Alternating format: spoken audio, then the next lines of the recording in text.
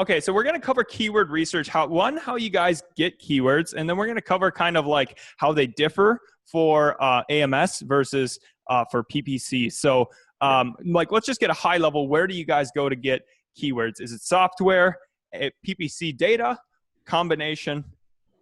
Search term report and merchant words. We've stuck to the basics. There's lots of other tools. We've been able to get ridiculous results with just those two things. Nice. We do over here, we do search term report, we do suggested keywords, Right. we do merchant words, we do helium 10 cerebro, and then helium 10 we haven't really like done a lot with magnet because it's a bigger data set, but you know, that's something that we like is like more general stuff. Okay, yeah, that's much more similar to what I do right there.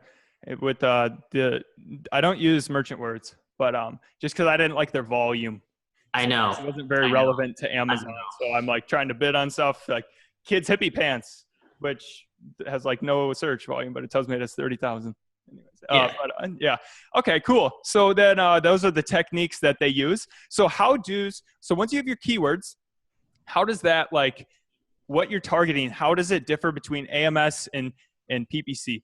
Like, I guess that's more Taylor because yeah, well, like it's pretty much the same thing, honestly. Like the keyword research you're doing for the headline ads applies to the sponsored ads. The same keywords, you got to test them in both placements. Again, if it's going to convert really well for a sponsored ad, it's likely going to convert really well for a headline ad. Okay, so you don't often see a parity between There's no real difference, but the only difference is that for some reason we see only about 30% of the sales come through.